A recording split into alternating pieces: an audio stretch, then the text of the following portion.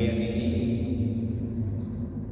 Allah berfirman, Maha Suci Allah, diawali dengan kata-kata Subhana, menunjukkan bahwa kata-kata ta'ajjub, bahwa sebuah peristiwa penting yang terjadi pada 27 Rajab, yaitu Isra dan Mi'raj Nabi Muhammad sallallahu alaihi wasallam.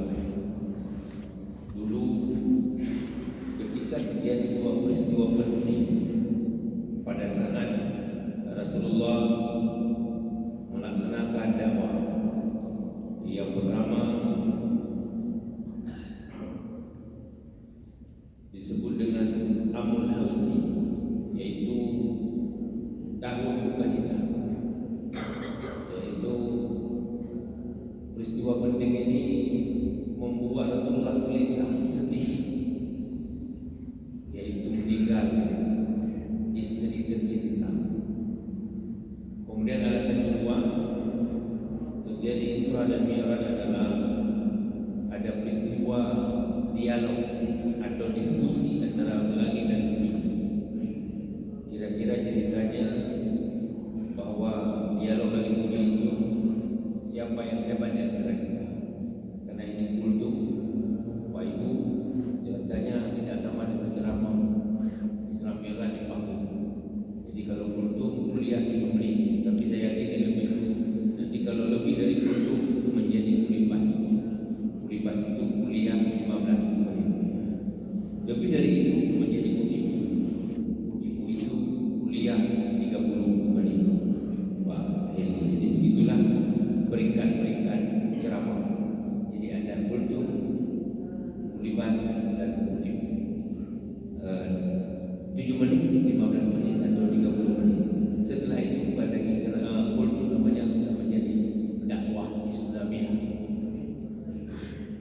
Simpulan akhir bahwa dikatakan oleh bumi, di muka bumi, di atas api akan lahir atau sudah lahir seorang laki-laki, yaitu Nabi akhir zaman, dimuliakan oleh semua makhluk Allah. Maka ketika itu langit menangis dan meminta kepada Allah supaya hamba Allah yang mulia ini juga dibawa atau dihadirkan beliau ke langit. Dua asbab ini, maka Rasulullah diperjalankan. Subhanallazi asra bi 'abdihi lailan minal masjidil haram. Maha suci Allah yang memperjalankan hambanya dari Masjidil Haram ke Masjidil Aqsa. Ayat 1 surat Isra ini menceritakan tentang Isra Rasul. Artinya dari Masjidil Haram ke Masjidil Aqsa. Ini bahagian atau tanda-tanda kebesaran Allah untuk diperlihatkan kepada kita hambanya. Pada saat Rasulullah gundah gulana atau bahasa lain sedih karena Khadijah meninggal dunia, Khadijah wafat, maka Allah kirim malaikat dengan seekor burung atau satu kendaraan yang sangat canggih. Maka Rasulullah dibawa dari Masjidil Haram ke Masjidil Aqsa. Kemudian dalam perjalanan itu Rasulullah diberikan contoh-contoh perumpamaan. Didampakkan dalam perjalanan Rasulullah meninggal beberapa perumpamaan. Dan mungkin dalam ceramah singkat ini saya sebut 1 atau 2 contoh sebagai bentuk iktibar bagi kita pada era akhir zaman ini. Ada sebuah perumpamaan dilihat oleh Rasulullah dalam perjalanan, yaitu orang mengambil hasil, kalau istilah penceramah, memotong padi. Mungkin dulu kalau di Arab ada padi, motong padi ke depan, tumbuh di belakang. Ini perumpamaan saja. Atau memetik kopi di depan, lalu dilihat di belakangnya. Nanti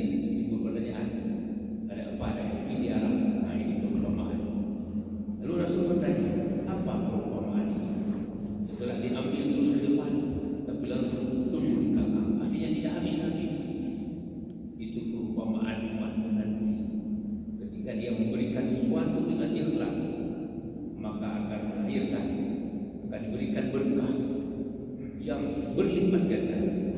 Maka hamba Allah yang bersedekah, berinfak, berwakaf dengan ikhlas, maka itu akan diberikan pahala yang berlipat ganda. Maka kita dorong semua masyarakat kiranya memanfaatkan harta yang disingkapkan oleh Allah, dititipkan oleh Allah kepada kita.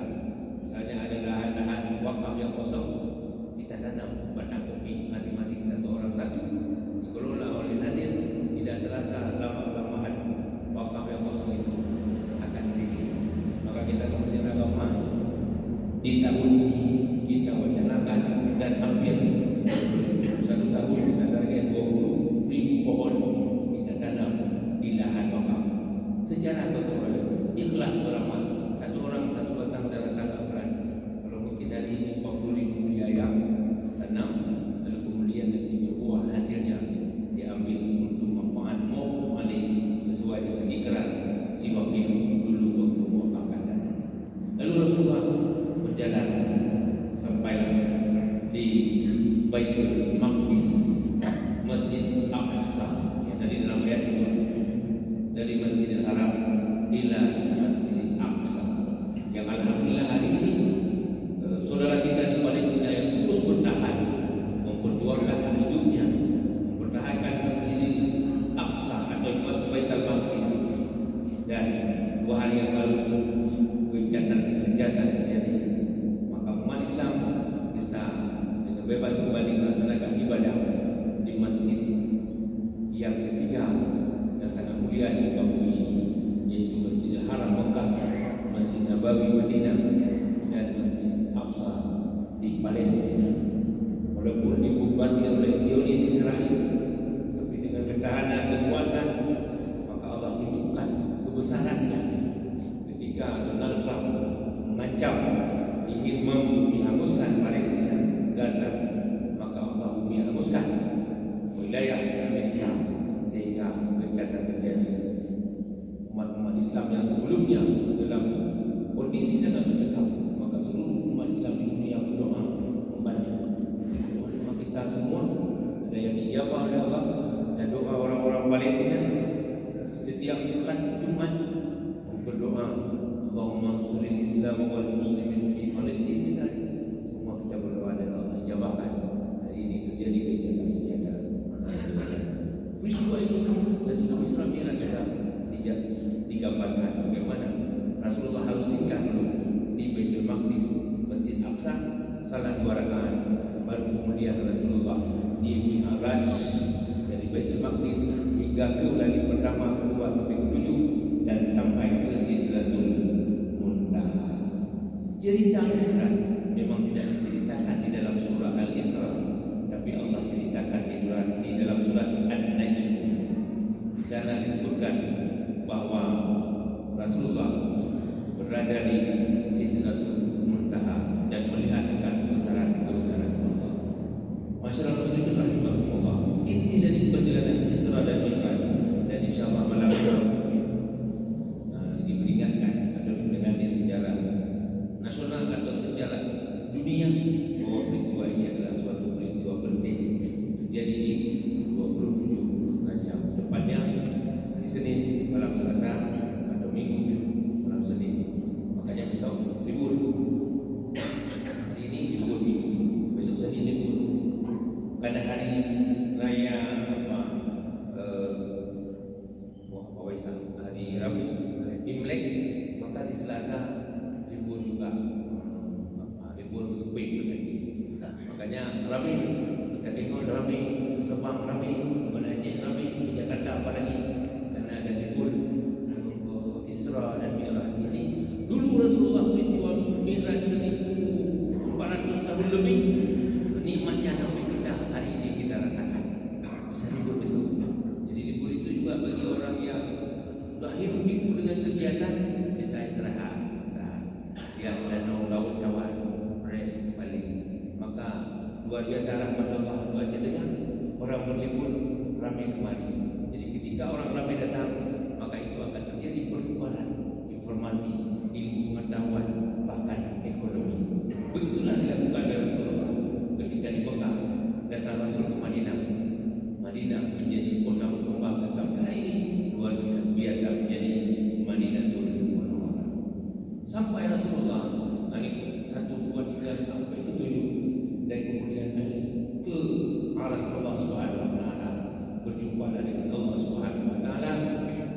menunaikan sholat sehari semalam 5 waktu. Memang prosesnya panjang, 50 waktu. Lalu kemudian ditetapkan 5 waktu. 5 waktu itu dilaksanakan sehari semalam. Jumlah rakaatnya 17. Dalam ayat dibaca, jadi Pak Imam membaca ayat inna sholati wa nusuki wa mahyaya wa mamati lillahi rabbil alamin. Ini adalah bahagian dari bagaimana istiqamahnya seorang hamba, bagaimana khusyuknya seorang hamba, bagaimana tawadhunya seorang hamba. Sungguhnya salat ibadah hanya bagi Allah, hanya untuk Allah. Seru sekalian. Karenanya bagi orang yang melaksanakan salat dengan keikhlasan, dengan khusyuk, maka akan berbakti dalam kehidupannya.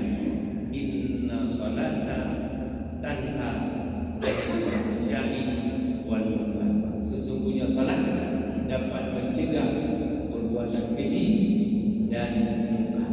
Bila salatnya seperti yang dibaca oleh Pak Imam tadi, salatnya untuk Allah, ibadahnya untuk Allah, dan kekhusyukannya dalam salat.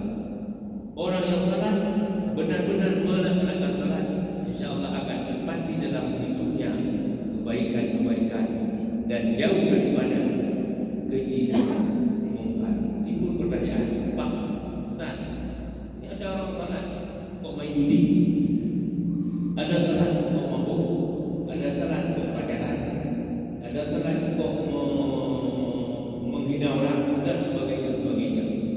Itu mungkin salat dia, tapi tidak melihat bagaimana cara, bagaimana harus sesungguhnya salat. Mulai dari berdiri, takbiratul ihram, baca Fatihah, rukun, sujud, itu harus diperhatikan.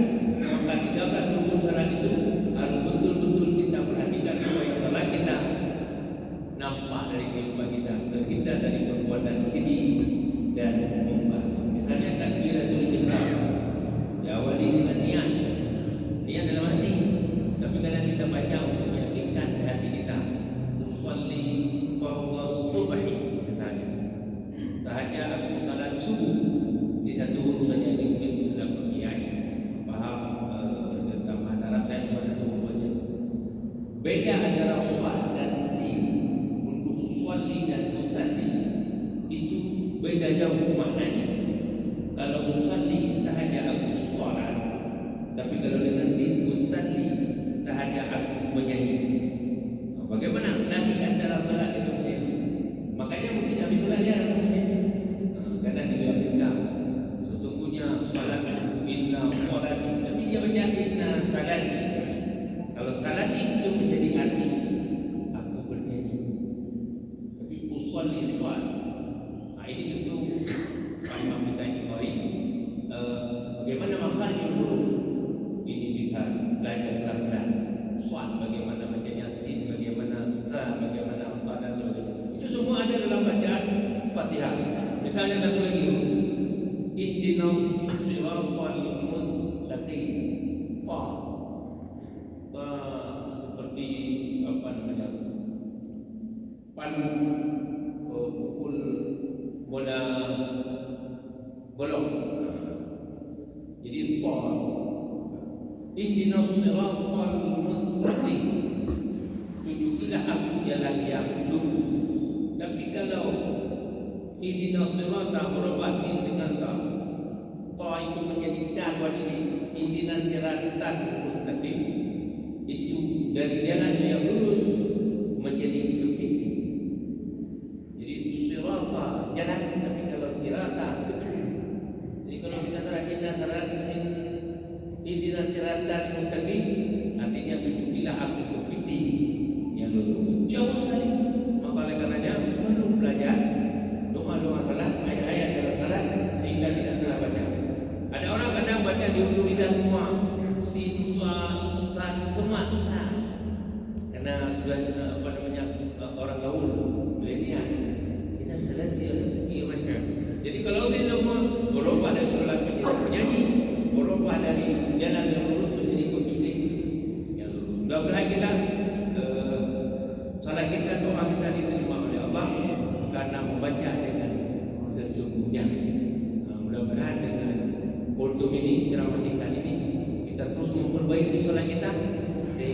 di hari kiamat nanti, karena amal yang paling pertama dipanggil diperiksa oleh Allah adalah salat.